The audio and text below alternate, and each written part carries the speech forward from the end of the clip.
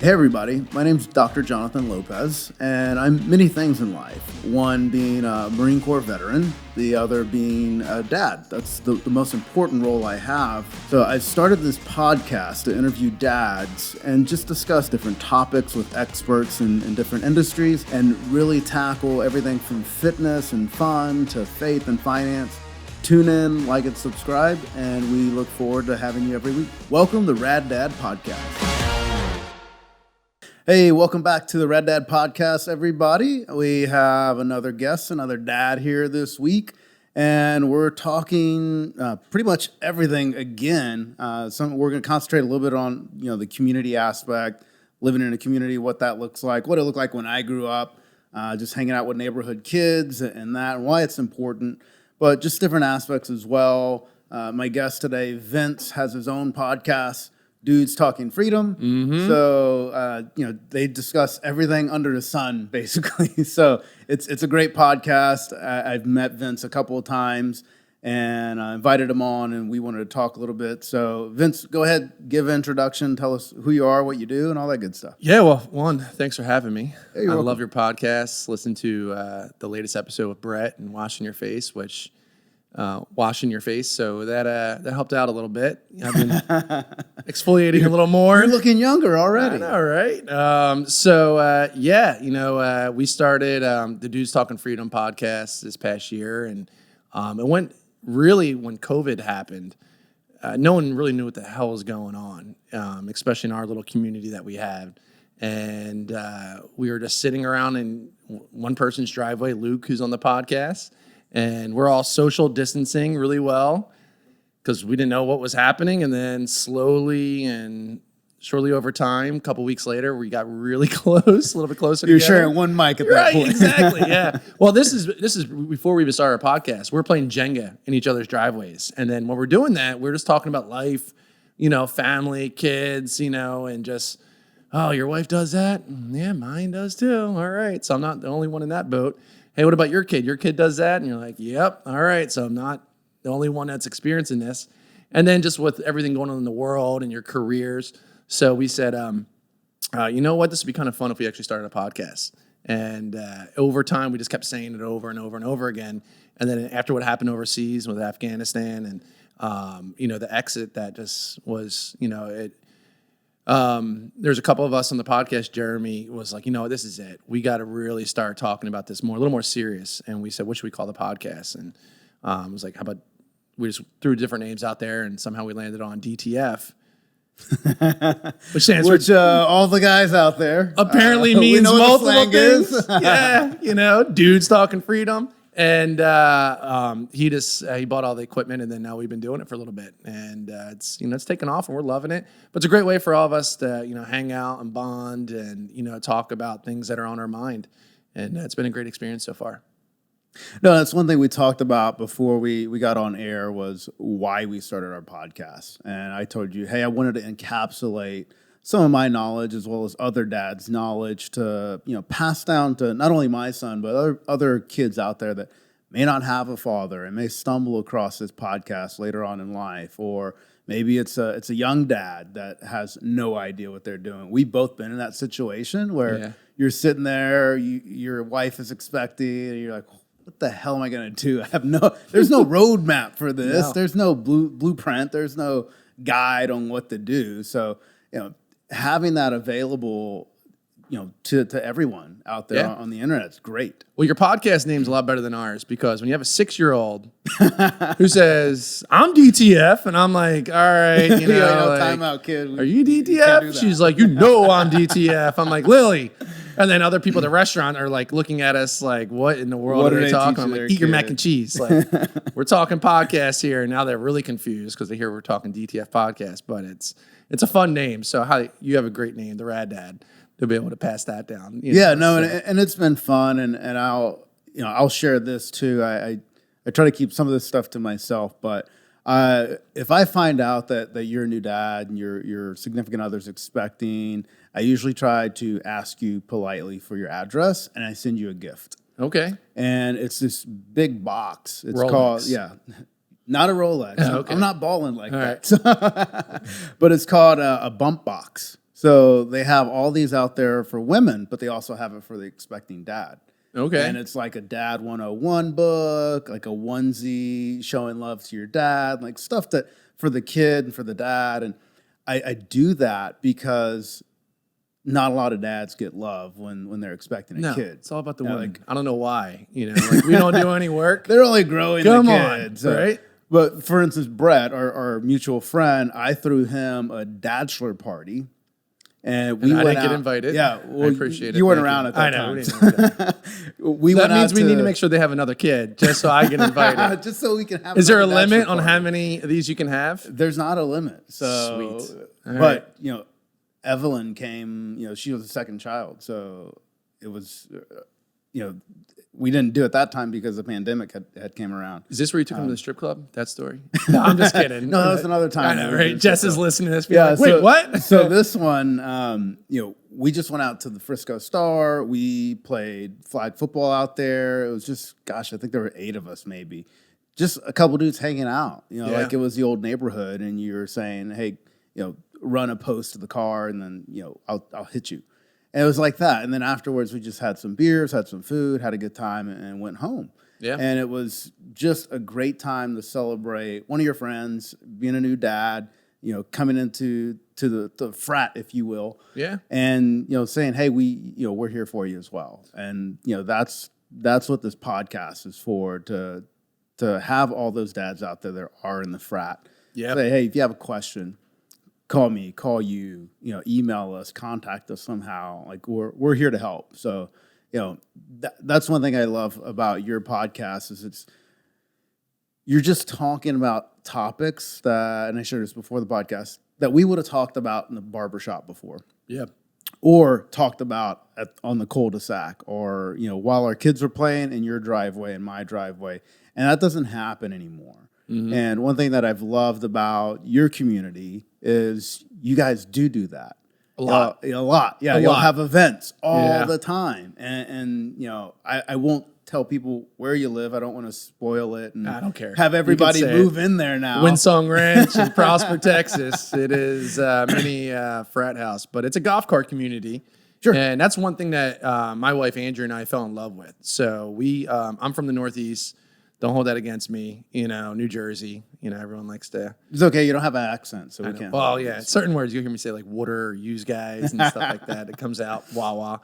But we moved to McKinney. We rent it, and we're looking at different neighborhoods, and we're looking all around. We're like, all right, this is kind of where we want to be logistically. I'm in medical sales, hence the scrubs. And she runs her own little small business, like bookkeeping and financing. So she works from home.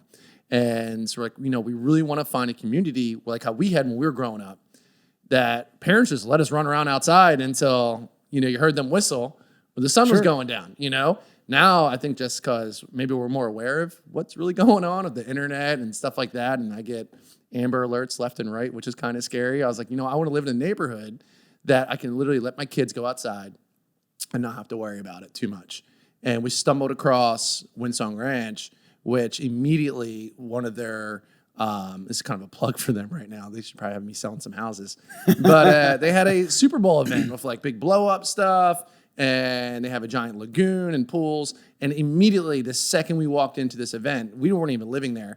There was a group of people that were saying, hey, how are you? Who are you? And I was like, hey, I'm Vince. And they're like, where do you live? And I was like, in McKinney. And they're we're looking to move. Yeah. And they're like, and they just started selling the neighborhood and saying, this is why it's so great. This is why it's awesome.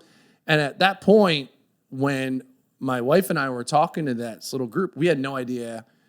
Well, I'm sure my wife did, that my kids were wandering off, like playing on like the bounce houses and slides and stuff. And that's when I had this like epiphany, this aha moment. I'm like, this is where we need to be, where I could be talking with a group of people and not have to be concerned. Where typically, if I'm at like a normal event, where are they? What are they doing? Are they safe? Make sure you don't talk to strangers. My one Caroline's like, if they have a puppy, she's gone. Like she's chasing after them. That's her. Like she'll go after it. So, it's the great thing about the neighborhood and the community. It's the tribes that you do have. And it is a little cliquey in a good and bad way, I guess. But with our podcast, the DTF podcast, but even with my other little crew of Brett and them, those guys, we have a kickball league which is pretty crazy. Defending back champs, no big deal.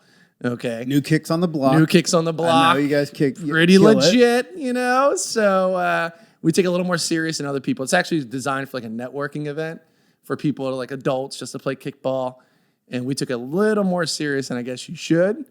But, the competitive nature comes out of the best of us, right? So yeah, why not? And our kids love it. I mean, my they're kids, out there cheering for you. Yeah, they wear the New Kicks T-shirts, and my daughter asks, did you win? How'd you do? And, it's some life lessons that we're teaching her during the event also, which is, it's great and all. But the tribes that you have in the neighborhood, it's so important. You mentioned the barber shop, which I wish I still had hair to be able to go to a barber shop and hang out and stuff like that. But they would just give you a shave. They'd give you a straight razor my shave. buddy was like, why do you even go? Just take your own razor. I'm like, I don't know. It's just something going. I can't let it go. So, maybe back then they were doing it without even realizing, but it's so mentally, it's healthy and it's needed to be able to have that guy time, to be able to just disconnect and hang out and just talk about anything and everything that's on your mind. And I feel if you don't do that enough, you're going to kind of go stir crazy a little bit, or you're just going to. Sure. Me personally, I don't know. It starts building up and you get angry, and it's not good to have it in your home personally, And I think it's extremely important for women to do that. And I'm pushing my wife constantly to go out with her girlfriends, and she just thinks I want her to go get drunk so I get lucky that night. That's kind of part of it. I have an alternative. You're like, no, you need more interaction, more networking. Exactly. She was coming home last night, and I was like, text me when you, about 30 minutes before you get home. Wink, wink. I got to make sure I'm ready for you. And she's like, not happening. I was like, well, get home safe, whatever. Home safe. But I think it's important for women to have that group, and for guys to be able to have that, and to be able to, bond and talk about things that are going on. And you kind of have that release and that networking and stuff like that. So, for all your listeners, they know that I ramble a lot. So, and I go on these crazy tangents. So no, it's fine. That means more people are going to watch now. So. Awesome. I like. But yeah, it's like you said. It went. The way I have it in my head, and I think about pop culture and shows that were out there. It went from the barbershop, and then it commuted over to the bar. Hence, Cheers being popular. Norm. Yeah, good old Norm. Best characters ever, man. He knew everything that was going on because he was the mailman. So, and then I think it's migrated to podcasts. Like almost everyone in the world now has a podcast. Right. I don't remember the number that Rogan had spouted off like a month ago, but it's absurd how many people have a podcast. But I think now it's that, more positive way to handle discussing things. You're not at a bar every afternoon after work talking about work and things that are going on at home. Now you're on a podcast and you're talking about it, and it's a little bit more positive and fulfilling, and you're getting this stuff out in the open so you can talk about it on, hey, I dealt with this with my wife last week, or I dealt with this with the kid last week, or with my job, or this has happened to me often. I've seen it happen with other friends as well. We work in different companies, but we work in sales, and you now have a sales position open. And you're like, hey, Jonathan's in sales. Maybe I should bring him over. Or Brett's in sales. Maybe I should bring him over. I like him. We hang out all the time. Brett's a little iffy. I don't know. I mean, he's a great salesman, but he's good looking. He'll start taking off his shoes during a meeting and say, check out this size 25, whatever size shoe he wears. Poor guy can barely find a pair of shoes that fit. I know, right? It's ridiculous. But he has all the nicest shoes. Like, how you find a size 17 shoe, bro? Like, they don't even make those. It's like two of mine. Not many guys have more value in their shoes than their wife does. Where if you add it all up, be like, he trumps it. But, another goal that we had for the DTF podcast was to try to teach people to disagree on topics, but also be able to have a civil conversation and still be friends afterwards. Yeah, absolutely. Just with the political climate that's going on right now, it's crazy how many people that even I've spoken to, we just disagree on certain things, but then afterwards they stop calling, they stop texting, they stop inviting you to their kids' birthday parties, and you're like, what in the world has happened? My wife's like, well, you kind of went on a tangent. I was like, me? No, not at all. And I think it's kind of important to be able to have those conversations and agree to disagree on certain things without hurting friendships at the end of the day. And if you have that, I hate to say safe place to be able to do that. Maybe it's a podcast or whatever. People can learn from that, saying, you know what, this is my opinion on it and this is theirs, and we may not agree on it, but maybe I can approach it a little bit differently from just listening to, say, like a Rad Dad podcast. Sure. And I would say, because I also dislike the word safe place, I would say more of a neutral place. There you go. To discuss that. And hey, you tell me your side, I'll tell you my side. And at the end of the conversation, maybe I think about the topic a little bit differently. Maybe I don't, but now I understand your side a little bit better. And it's the art of the debate that no longer exists anymore. And, I try a whole bunch of different things, and I have throughout my life. I told my son a couple of weeks ago, I did choir growing up quite a bit. Now I got to hear it. So, well, not on this podcast. Come on, let's hear it. But I did choir. I did debate in high school. I wrestled in high school. I played baseball. I now play ice hockey at almost 40 years old. You play ice hockey now? I play ice hockey now. Yeah. All right, we're going to a game. I am. I'm bringing the whole crew. Let's go. It's crazy how, I just like challenging things. And one thing that I loved about debate, and I hope it's still very active as it was when I was in high school now, because I feel like it's more important now, is I had the debate the side that I didn't agree with. And it made me a better conversationalist. It made you a masturbator. It made me a masturbator. Wait, what? And it just made me be able to see the other side better. And, that made my defense better, because now I could pick all the holes in what I believe and said, okay, I need to strengthen it in this part and this part and this part. That way, when I do say I believe in something, I do believe in it and I can back it up. But one thing that is constantly brought up on Joe Rogan's podcast is the ability to be okay with changing your mind. Right. It's not flip-flopping. It's, hey, now I have new knowledge. I have new information. I see it differently. And that's what doesn't happen anymore. We're all in our own echo chambers. It's just a bilateral conversation. It's either you're for it or you're against it. You're not in the middle. And with a lot of volatile topics today, it needs to happen. Right. I mean, you can't even discuss what a woman is nowadays. You got to be a... You got to be PC. Yeah. You have to dance around what it is. But then on the other spectrum, you have to fight for women's right because Roe v. Wade was overturned, but you still can't answer what a woman is. So it's confusing. And it's because we don't have those conversations on, here's what I meant with this, and here's what I meant with this. And, we want to... the term I hated during the pandemic was you have to follow the science. Well, Fauci is science. If you disagree, he is science. Yeah. You are everything underneath the sun. You're either racist so you or anti-science. You're anti-vax. And it's, if we're following the science, but down to what particular point? Is it your side of the political spectrum's point or my side of the political spectrum's point? No, it should be a consensus in the middle on what we're doing. And we continue to see that happen. And it's just very sad. But it's one thing that I love about having a podcast is we're able to discuss that with different topics, different people. And, it's a podcast about being a dad and talking to, raising your kids. I want to raise my kid that way. Hey, if you don't agree with them, talk to them. Right. Understand reasonings why you don't agree on anything or why you have different points of views. And then continue to be friends and hang out. I mean, even we talked about the community. I'm still friends with the kids that I grew up with in the neighborhood. Okay. And I still talk to them. We still text. We disagree on political aspects, but we're still friends. We tell each other happy birthday, happy Father's Day, all that good stuff. Because we had that base of just hanging out and just being kids and being in a community or a neighborhood together and hanging out. And that doesn't happen anymore. That's one thing that, I was in awe about with Windsong was how close you guys are in that community. And Unfortunately, I don't have that in my neighborhood, even though it's a brand new neighborhood. Well, there's a house on my street for sale if you want to come down. The fact that I would have to sell my house Yeah. and then get a mortgage rate twice the rate of what I have now, it's it's going to take a lot. Thanks a lot, Brandon. I'm going to have to sell a lot more stuff. So Get to selling.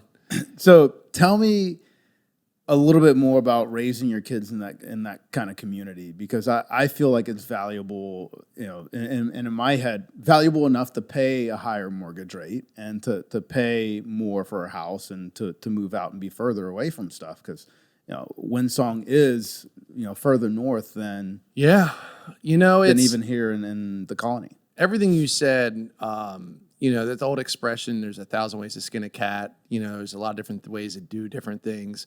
Also, very relatable is, you're the sum of the 5 people you hang around the most. So it's very important to know who your neighbors are, who your surroundings are, because, someone said to me once, know your best friends in life, their parents are going to be the one raising you, in a way. If you're at your best friend's house all the time, you want to kind of know their moral compass and how they're treating their kids. And within Windsong, we quickly learned a lot of like-minded, but even the ones that weren't, they obviously took good care of the kids. And within our little tribe, just on my little street, we added up one day, I think there's like 15 kids on my street.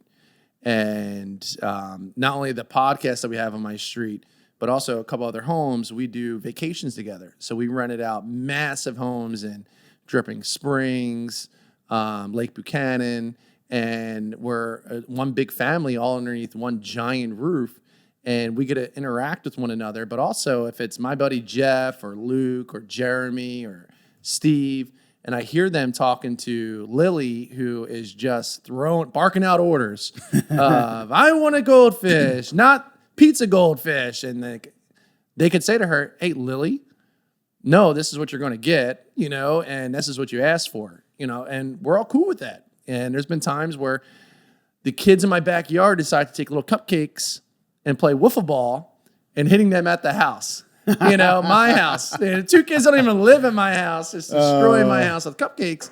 I'm like, all right, but it's like, that you can discipline them on certain levels, being in a very tactful way. Yeah, that's all right, you guys are going to clean these cupcakes up now. Yeah, you better get your ass out there and you start wiping them all down and cleaning everything up. But that's one of the things that I liked a lot just about the neighborhood and the community, is to be able to trust one another wholeheartedly.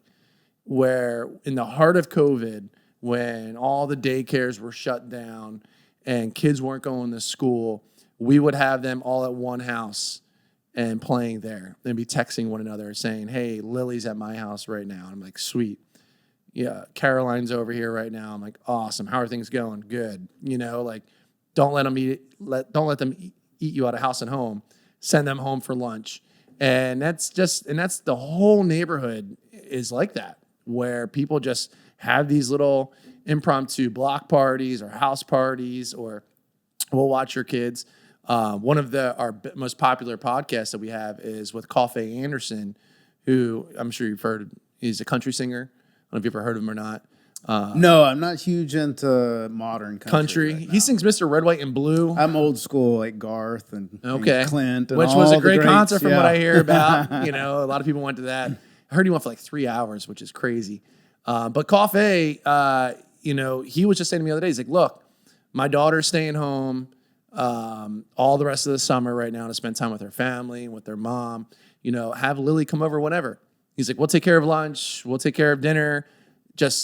My daughter needs someone to play with, and she's obsessed with Lily. Like, literally cried the other day saying, I want Lily to come over.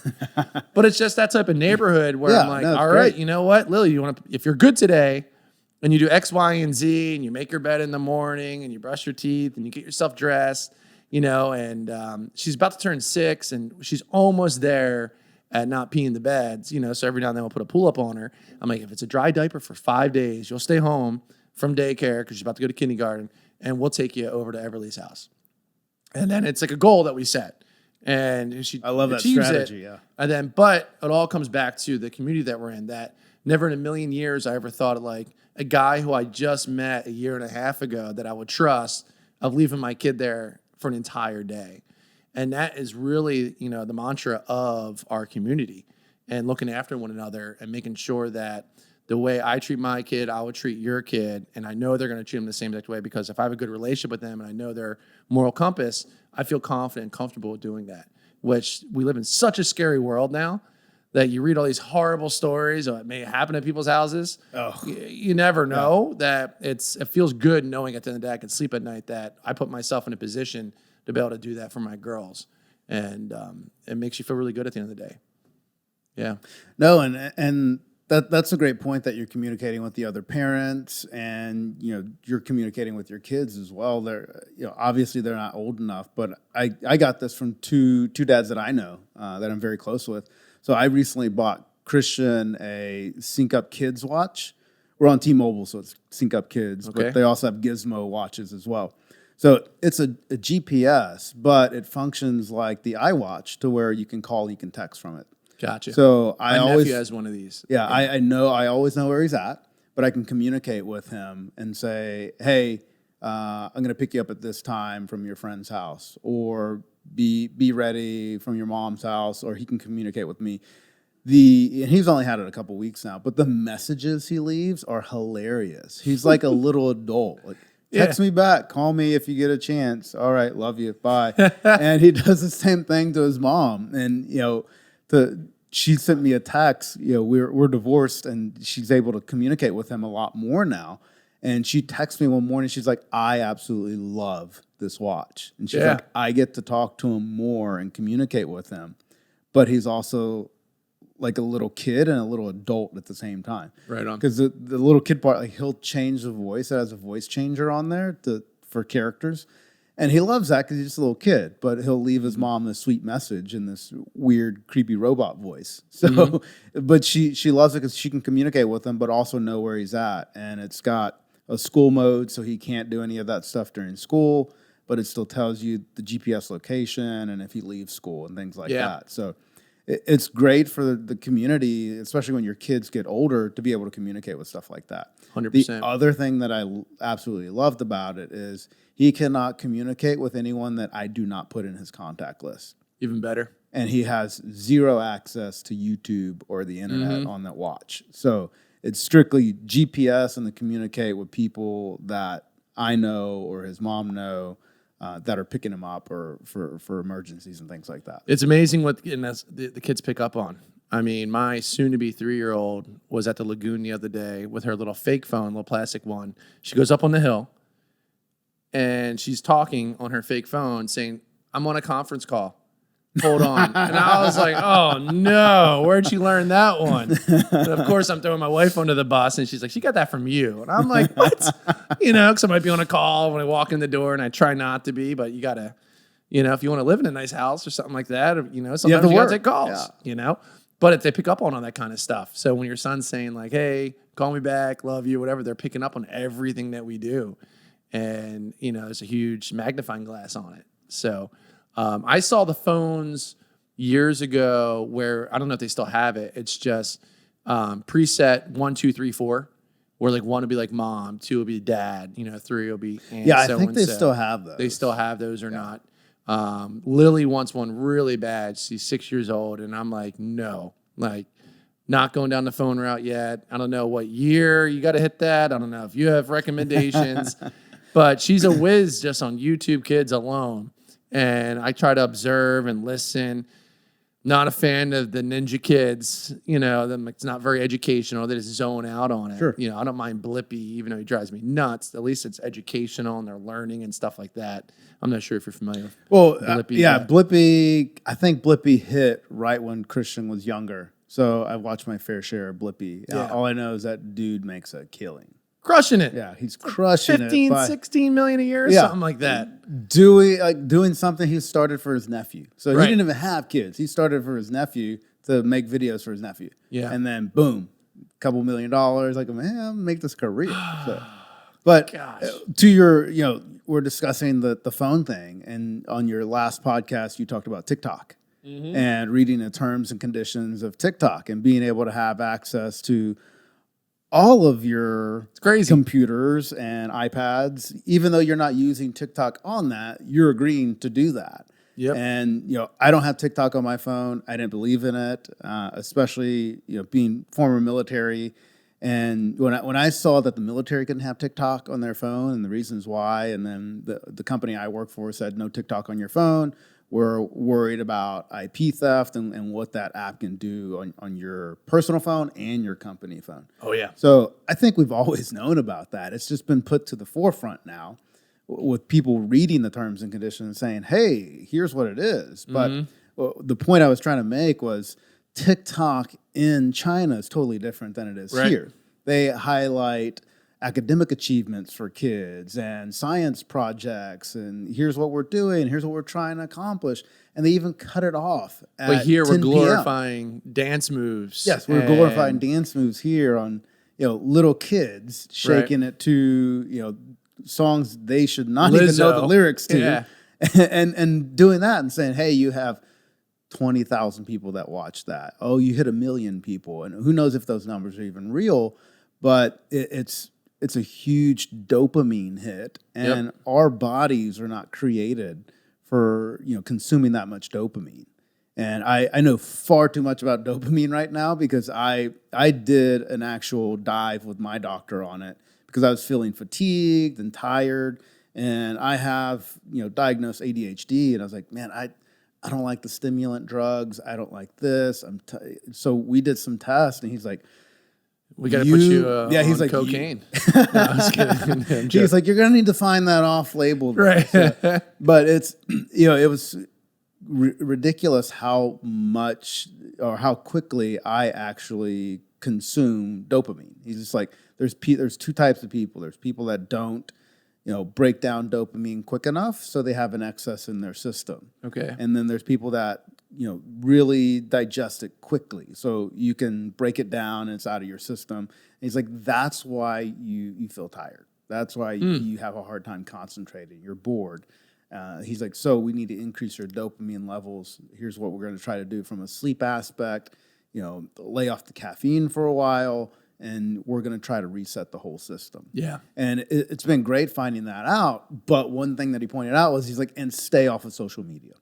I was like, really? He's like, it's just all dopamine. He's like, so don't care about people's likes. Don't interact with people. That's all it is a highlight reel. Yeah, I haven't. You see, everyone's on vacation. Everyone's looking good, and you post a picture of something fun you did, and it is addicting. Where the first thing 99% of people do when they wake up is do what? Check their phone. They check their phone, just same as a crack addict would do. The second they wake up, they're like fiending like Tyrone Biggums from Dave Chappelle. And what's my next? They just got to get their fix in, and they immediately do it. And they go there and they look at, I posted a picture last night. How many likes does it have? We took my daughter to go see. You ever see the movie Rookie of the Year? Yeah. The actor who throws the ball really fast. I saw that on your Instagram. Yeah. You got to meet Roland Gardner. Yeah, Henry, and my daughter loves saying, there's so many better lines where he's on first, like, pitcher's got a big butt, but she loves the line. He doesn't even say it, as the doctor says, funky butt loving. And she'll be outside and she'll be like, oh, it's funky butt loving hot out here. I'm like, what did you just say? And then my 3-year-old tries to say it, but funky sounds a little weird, And I've been there. Right. I'm like, oh, and we laugh about it, and then they continue saying it because we're laughing and they're getting humor. Like, all right, that's enough to be able to say it, but it's sad that we're living in this world now where it's, how many followers do I have? How many likes do I have? Who saw it? What type of presence is it making online?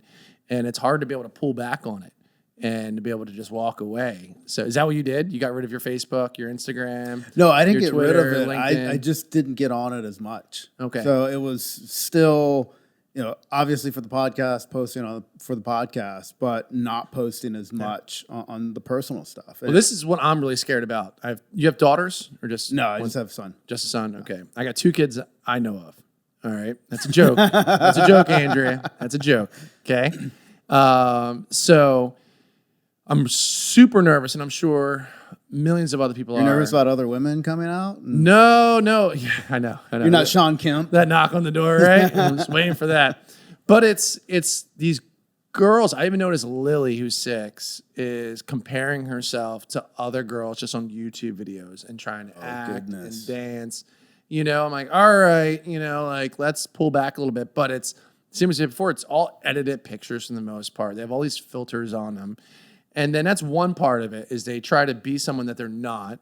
Okay, and what's that going to look like when she's actually like 12, 13, 14 years old, when hormones are going crazy and they're all about status and friends and they're online and this is what they're doing, because they already kind of do that now. It's like, well, everyone else is doing that. Why can't I go to that party? Or why can't I go down there? Why can't I, you know, her little kindergarten reception the other day, all the other kids were over at those tables and being super loud. I was like, you can't go over there. She immediately started crying. She's like, why? Everyone else is over there. I'm like, because you're a good kid and you're going to sit your ass down and you're going to pay attention. And then my wife caved and she was like, she can go. And I'm like, oh, here we go. So then her and I have a whole different beef.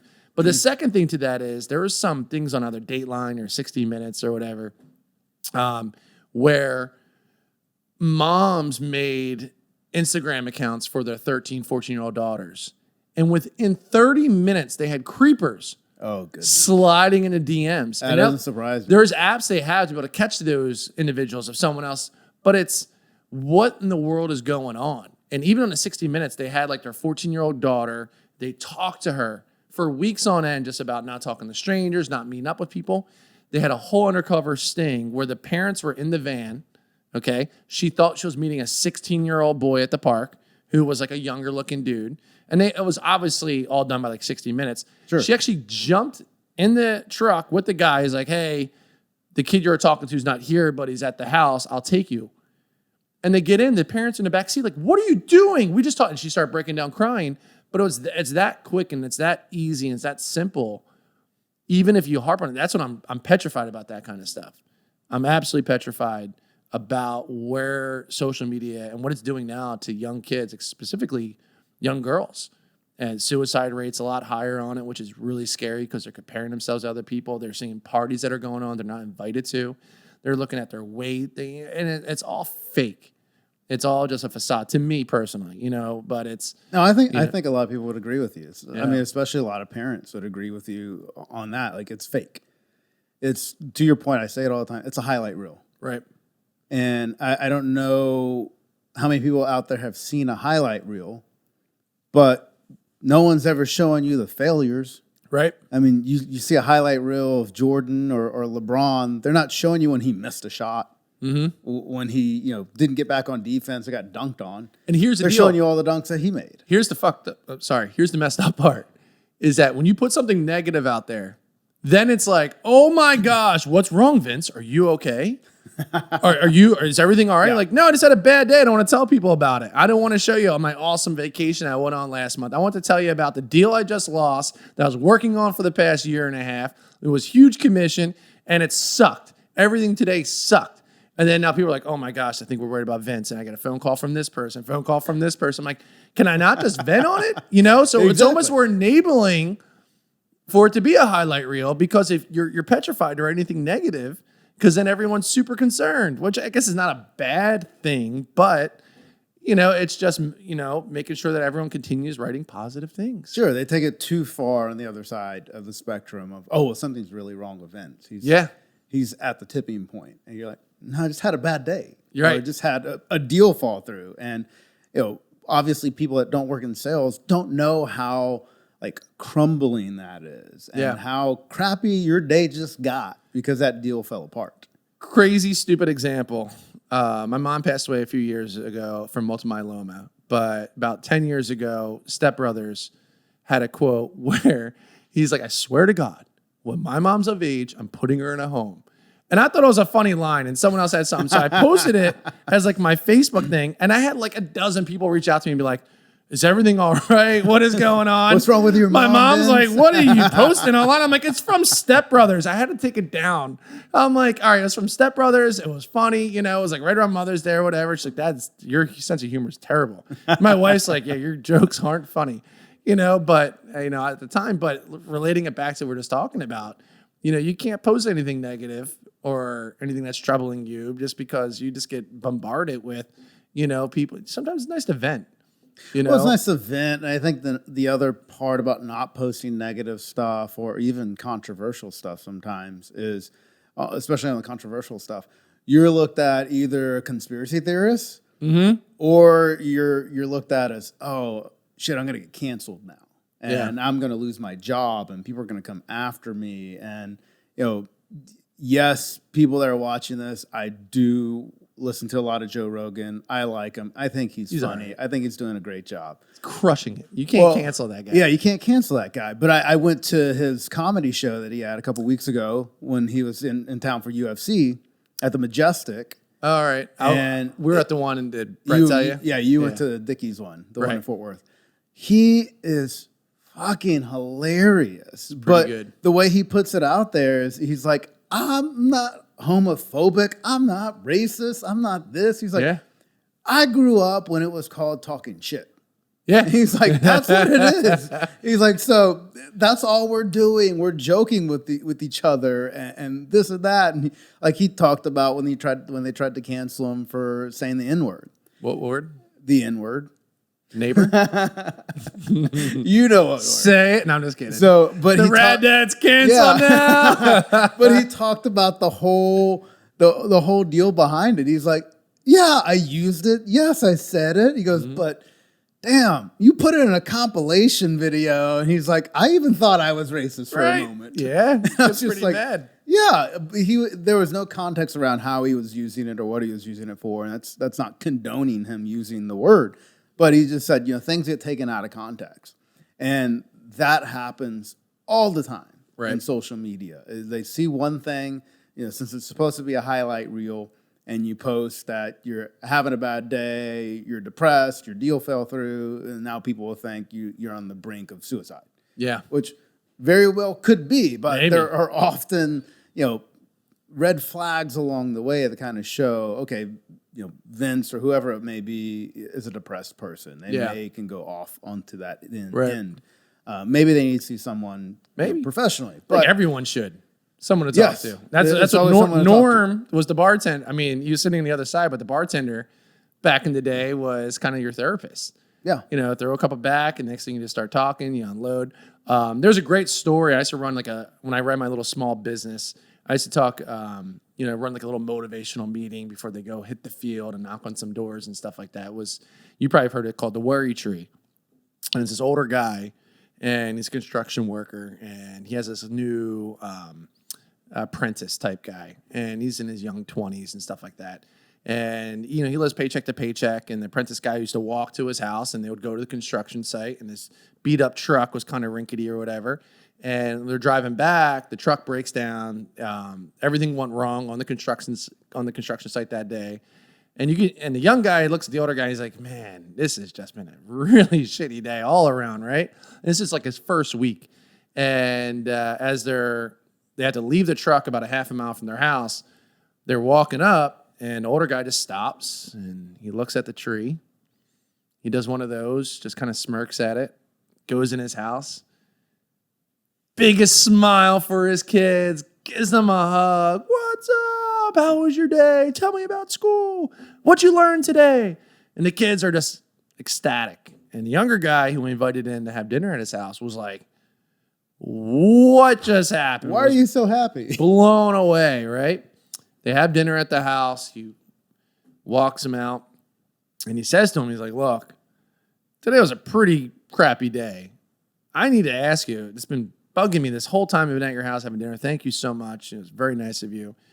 Your truck's still half a mile away. How are we getting to work tomorrow? But what in the world just transformed when you went in your house? And he's like, I saw you look at the tree and you smirked. He's like, I call that my worry tree. And what that is everything that happened today that does not belong in my house, I throw on that tree. And I leave it there. Because there's no reason for my kids to hear about it, to know about it, for my wife. It's got to stay there because there's nothing I can do about it at this point. I leave it on the tree. And he goes, and the funny thing is, when I leave in the morning, I look at the tree and I pick it back up, and all those things that was going bad are not as bad as they were from the night before. And I just pick them back on up, and I have to complete task A, B, and C. And I still do that to this day, where my wife would be like, you've been in your car for like 20 minutes now. Like, yeah. It was a very bad day. I got a lot of trees. So I'm looking at that tree. I'm looking at that tree. I'm like, she's like, okay. But we have this rule, Andrea and I, where we call it Give Me 15. And we learned it from someone else. And we started doing this in Boston years back, where she would get so pissed at me. I'd walk in the door and we had different schedules. So she worked at the butt crack of dawn, waking up at 6 a.m., getting home at like 4 or 5 o'clock, and then, working HR. And I wouldn't go into work until like 12 and then get home at 8. So by the time I get home around 9 o'clock, I'm exhausted. She's exhausted. She made dinner. She has to go to bed. So we barely saw each other. But there'd be certain times where I just want to come in and just zone out, where I just want to take off my suit, put my feet on the bed. And she would walk in the room and be like, are you fucking kidding me right now? Are you kidding me? I've been making dinner right now. The trash needs to go out. The dog needs to be walked and you're laying down. And it caused a lot of friction and a lot of fights. And now we just call it Give Me 15. So to this day where I'd walk in and be like, give me 15. 15 minutes of just, yes, let me decompress. Turn on the TV, But the rule is once those 15's up, you can't, once you go 16 minutes, deal's off, right? You have to, all right, she let me take my suit off, put my feet up. I'm like, and then it's game on. I'm fully engaged. I'm like, thank you. I needed that really bad. And we probably only do that maybe once every other month, if that, where she just had a really bad day and she'd be like, I just need 15. So then I'm like literally picking both the kids up. I'm like, let's go outside. Like, let's Mom needs 15. We're going outside. And because the kids don't need to hear all that kind of stuff. My daughters don't really care if I won a big deal or lost a big deal. I mean, I know they love it sometimes. Where I'm like, Daddy got a big PO. Woo woo. We're going to Chili's tonight. Something like that. They get all excited. But they don't need to hear about the negatives too. Well, the other one is just a well-balanced house. And I try not to let my highs get too high, my lows get too low, and just kind of stay even keeled as much as possible. And trust me, I'm not perfect at all. I lose my shit nonstop with my kids, well, nonstop, but like certain times they're like, oh my gosh, I heard you. No, it's part of raising kids. Like you lose it, you ask for a little grace, and then you put it back on track, and you start going to being that great dad again. And it happens. I mean, I shared a story with you about last weekend in this parking lot, actually. Christian and I just got done eating at a restaurant, and it really set me off that he didn't remember his manners. He wasn't saying thank you, please.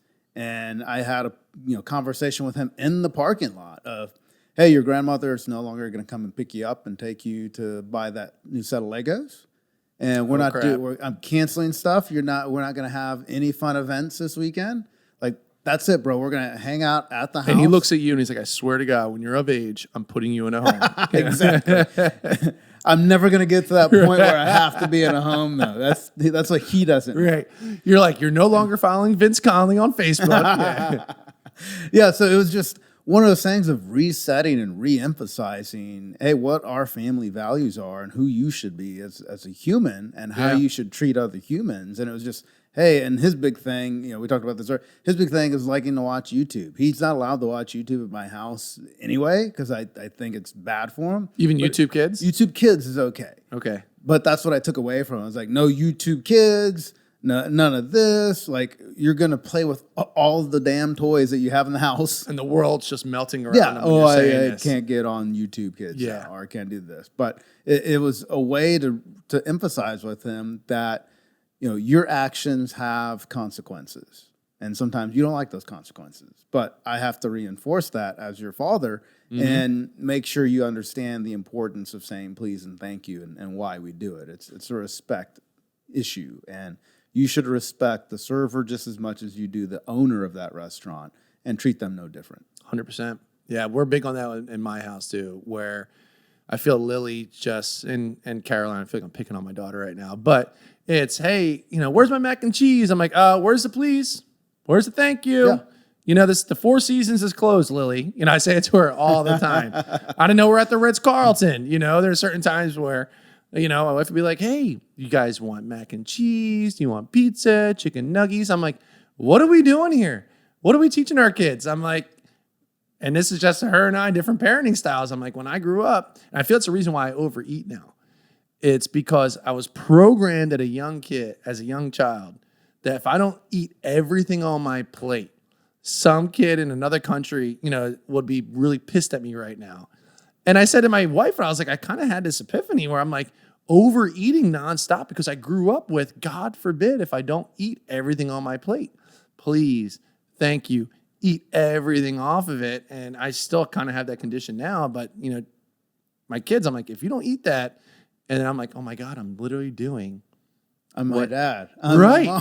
But the please and thank happens. yous are so darn important. My big thing is, I know different parenting styles, certain people do different things, and I don't condone, even it's a little slap on the butt or anything like that. I'm like, I'm a grown ass adult. I think Louis C.K. does a skit on this. He's like, they can't defend themselves. They're a child. Yeah, what are they tiny. going to do? And, and it kind of triggers me a little bit. If I ever see like a parent, and everyone goes through shit, maybe the mom at the grocery store is up all night with her sick mom and the kid's just being freaking nuts. Yeah. And they kind of just unload and they give them a smack on the hand or the butt. And I'm like, ugh, just trying to drive me crazy. I don't believe in that. It's just me. But everyone's style, whatever, to each his own, whatever makes your meatloaf. But for me, it's my kids. I know their pain point. Maybe yours is taking the Legos away or, someone picking them up. It's the candy. My kids are obsessed with candy. It's Sour Patch Kids or some other type of, Skittles or whatever candy. And I'm like, you know what, Starburst?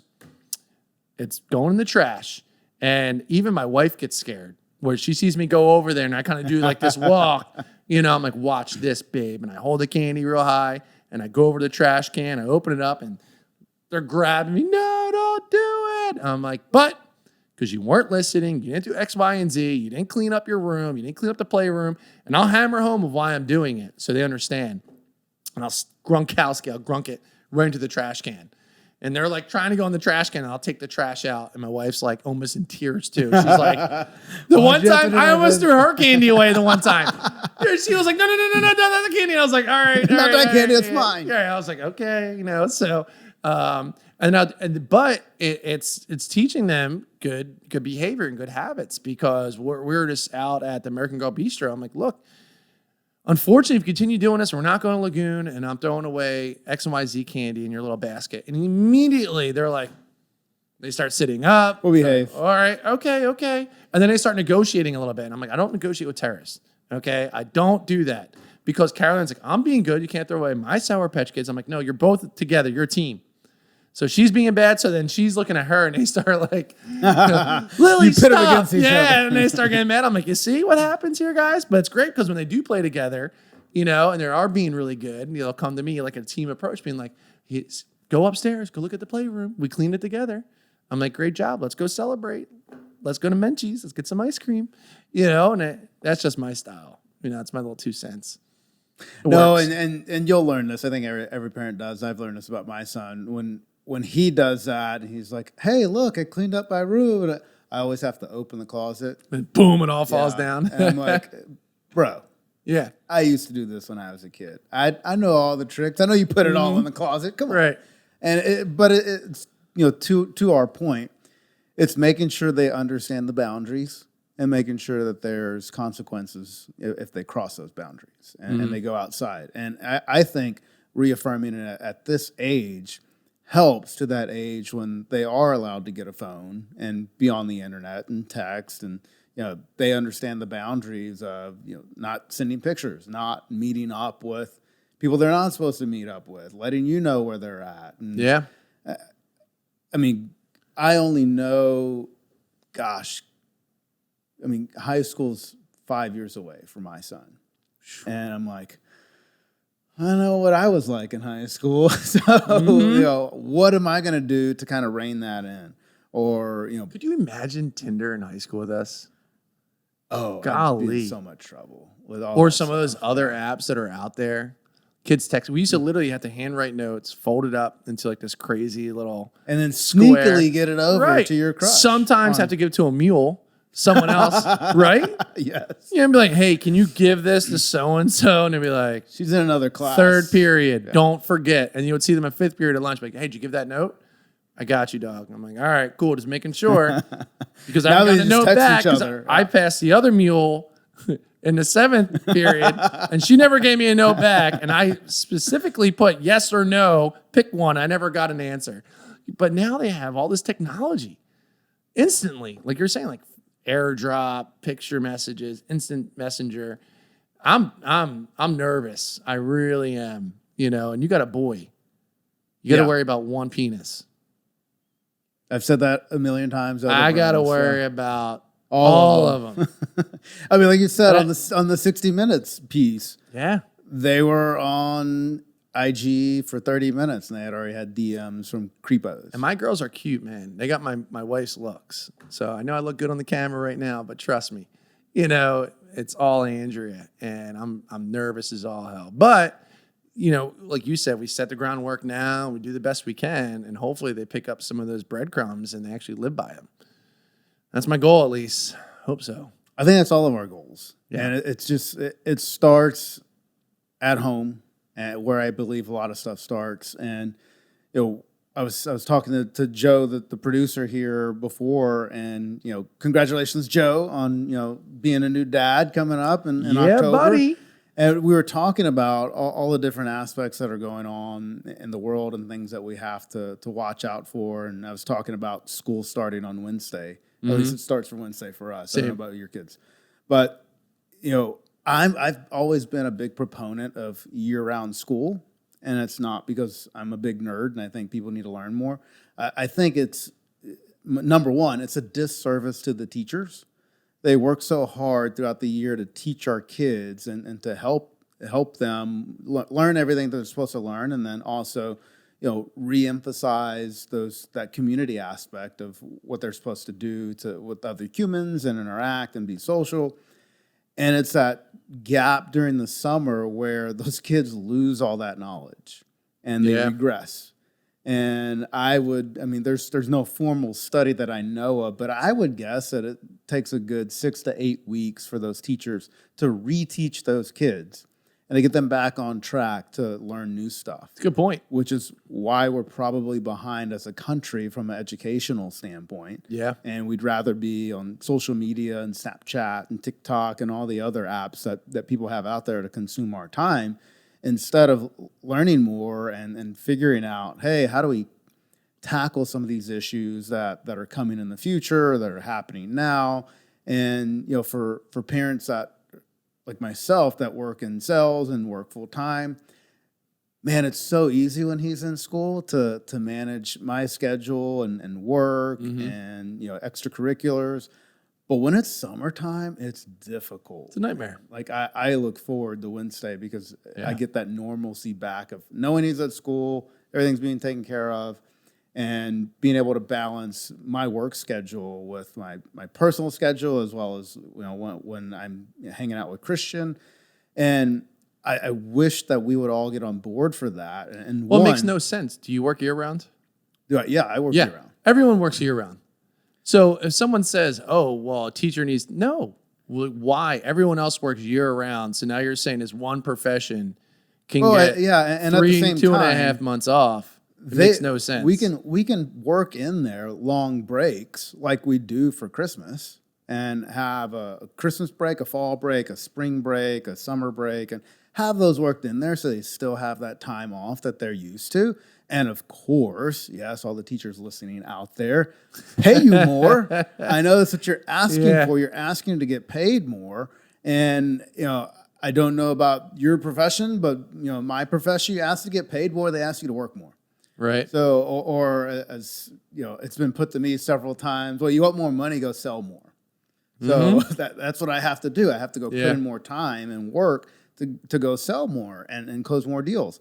But so I think it's a way to accomplish getting teachers higher wages, which they should be paid anyway, because depends the teacher. It depends on the teacher, but if they have to deal with my kid, I want that teacher to be paid well. Hopefully. Because I know how much of a hassle he can be at times. Oh, yeah. So it's just, you're handling my kid, you're helping raise that kid, you're teaching them, all the knowledge that I don't have time to teach, nor do I want to. But here's the deal.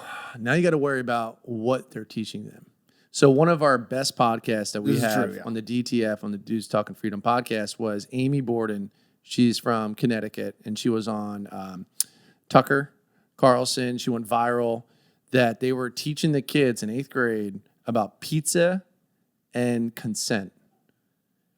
And wow. a teacher gave an assignment by accident, air quotes, okay, that was for the 8th grade kids, and they modified it slightly, the second one that they were supposed to go out, but the original one went out, that whatever your sexual preferences are, mindful in 8th grade, not consent. So students can talk to each other in certain ways that make each other feel comfortable. So if you're into, I don't know if I can say this on your podcast or not, but someone going down on someone, you liked pepperoni on your pizza. If you liked some other stuff, you wanted anchovies. Kids brought these home and their parents were like, what the hell is this? Amy went to the board. Wow. Brought all these pizzas and read off the assignment to the board, and the teacher is still employed. And it was like, how is this possible? How did my kid, it was a mistake, should never have been sent out. But that's what makes me worry. It's funny we bring this up. Sent out. I literally said to my wife today, I'm like, what are your thoughts? It'd be kind of cool if I open my own private school where there's video footage in every school, just like in my daycare, but also audio. You make cops wear them, cameras with audio. And guess what? It's gone down now that all the cops have cameras and audio footage. If someone knows someone's watching, if all of us had a camera crew They around behave us, a little bit differently. a little bit different, right? What happened to the days? I just remember I went to Catholic school for 13 years. It was, all right, we got math class. We learned about math. Science class, learned about science. My teachers weren't pressing on me that I remember their own social beliefs of what they feel that should be taught. It's not their role. It's not their job. It's school. Teach me the ABCs and 1, 2, 3s and whatever it may be. And I feel that our schools have gotten away from that a lot. And you can call it whatever you want, but it's a certain type of agenda that these teachers want to start molding these that we're saying, influential individual, our kids, the next generation. And they start molding their brains that way based on, because they trust their teachers. I'm sure you have teachers, I have teachers that I loved. That I'm like, man, 100%. I think about them all the time. I'm like, man, what a cool freaking teacher. And I'm older. I'm like, I want to reach out to them and say, you know what? I still think about you. Not all the time, not in a weird way, but like, what a great job. You know, Mr. Finnegan, Mr. Clayton, like these guys were awesome, like history teachers, and they challenged you. And they did a great job. And I'll never forget about those other ones. And I had other ones that kind of sucked. You know, I had this one teacher, Mrs. Powers. She used to act like Austin Powers. And she always had a boot on her leg because she must broke her ankle 1,000 times. We used to joke around that she had like alcohol, like bottles in there. But she would just talk about like her love life and her boyfriends. And I'm like, who cares about this stuff? You know, we would ask certain questions just because we don't want to learn that day because we know she would go on a tangent about it. You're like, I know that's your history, but that's not U.S. history. And this is U.S. history. I think my school would crush if you said, hey, here's every teacher's bio. Here is the surveys they filled out and where their moral compass stands, whatever it may be. Here's all their social media platforms. So now if I'm a parent, I'm like, I just fully vetted this teacher. And school, I'm sure did also. But now, like, you're really getting to know them. And then if I wanted to at work, what is Lily learning today at 7th grade? I can literally tune in and listen and hear it. I'm like, all right, cool. And if I didn't have time for it, you notice that one parent's going to watch every single second of their kids and will go up on Facebook and be like, I can't believe they said one thing bad. But you never know. You know what I mean? But there's a little more checks and balances of it. And that's another thing is she's got to kind of be full contact with your kids and who's teaching your kids. The same as other parents. You know, if some kid's constantly getting in trouble and my kid's hanging out with them, their parents aren't full contact with them. I don't want my kid around that kid. No, and I asked my son almost every day after school, what'd you learn today? What'd y'all do? Right. Give me details on what happened. What did you do? And what did you learn? What did you like about it? Or what you didn't like about it? And he's open 100% of the time.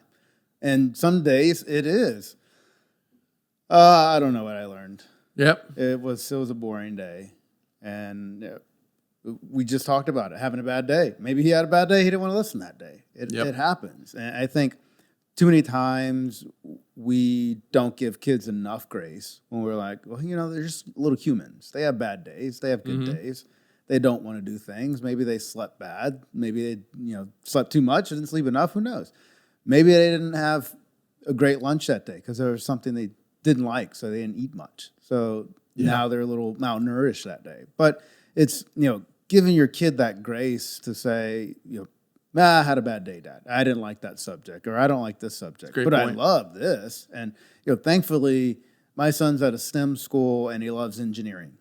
So I'm like, great. So a lot of summer activities we try to do engineering-wise. I try to introduce him to engineers, knowing that that's what he's interested in. But as, a critical thinking adult, I also know that can flip at the, change of a switch. And I know that because he used to be, I remember pre-K graduation, he said he wanted to be a firefighter. And I was like, you've never mentioned anything Where'd that come from? At home about being a firefighter or anything. Like he's mentioned doctor before. It's crazy how quick they can flip a script and change their mind. Well, in the state of Pennsylvania now, they just came out the board. As young as 3-year-old can identify as a different gender. That was just released this past month.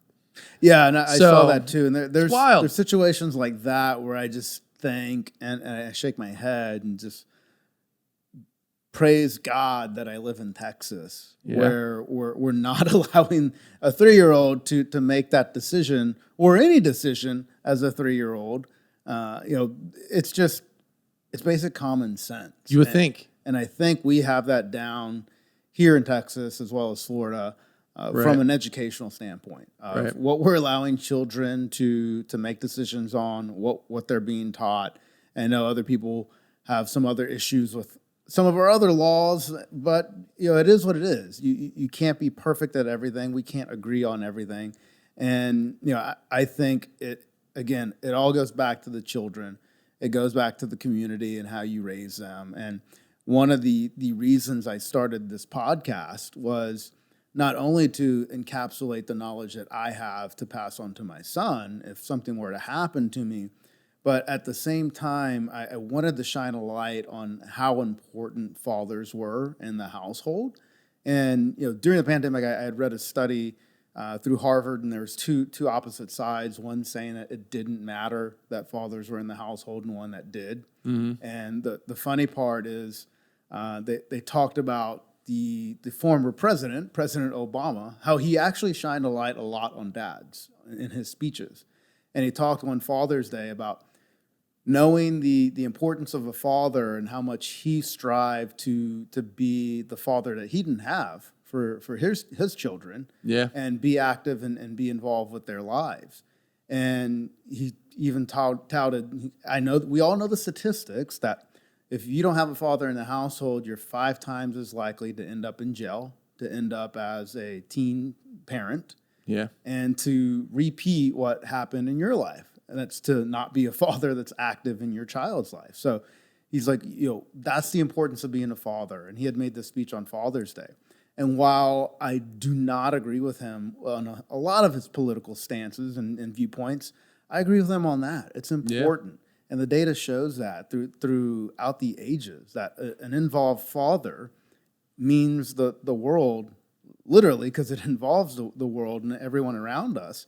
And, at the end of the day, it's going back to, being that in that community and in that neighborhood and having mind-like fathers that think the same way and say, hey, it is important that we're involved in our children's lives. We want to be active, not only at home when we sit in our car for 20 minutes and decompress so we can be 100% here at home with the kid. And I remember one of the first vacations I took Christian on where I left my work phone at home. Okay. I literally showed it to him and I tossed it. I remember you saying that, yeah. And he was just like, whoa. I'm like, yeah, it's just all about having fun, man. It's all about you.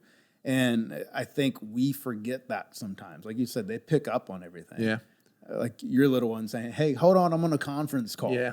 It happens. We understand that. We need to give ourselves grace for that. But at the same time, unplug, decompress, just like you were saying. Yeah. So, we're close to the end of the podcast, and I always like ending on, if you want to emphasize one thing to your kids, oh boy, what is that?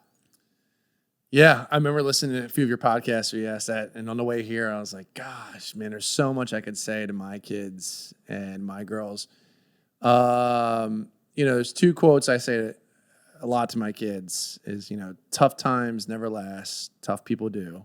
I say that a lot to my girls, and they understand it. But another one is if you ask my two girls, if they say to you, "I can't," what does Daddy respond?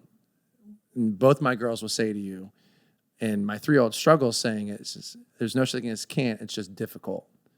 And what I mean by that is that my girls, I'm trying to mentally prep them of not saying I can't do something. It's difficult. You just maybe can't, it's difficult right now to be able to do. You can do it. You just got to practice at it or do it over and over and over again. But life, man, it's a school of hard knocks. And I didn't get into like my personal past and stuff like that, but I want to be able to prep my girls that, hey, the world is rough and it's a tough, tough place. And, there's winners, losers, and that can come off harsh. But at the end of the day, when you run into those trials and tribulations and hard things, and when you say, fudge, I can't do this, I want them to immediately to be like, you know what? It's just difficult. It's difficult right now. I'll be able to work at it, and I'll be able to figure it out, and there's nothing I can't do. And it's kind of a play on words there at the end. But, and that's my advice for my girls is that there's nothing they can't accomplish if they put their mind to it. No, that's perfect, man. Thanks for coming on again. I appreciate it. I look forward to being on a DTF podcast. Can't wait to have you on. And getting that, and then maybe one day I'll buy that house on your street. Hey, it's for sale right now. Jack Burton's house. Another great episode. Appreciate you, man. All right, guys. Hey, thanks for joining us again today. Join us in 2 weeks where we have another Rad Dad on and discuss more topics. So have a great one, and see you later. Thanks for joining Rad Dad Podcast, everyone. Please like and subscribe, and we'll see you on the next episode.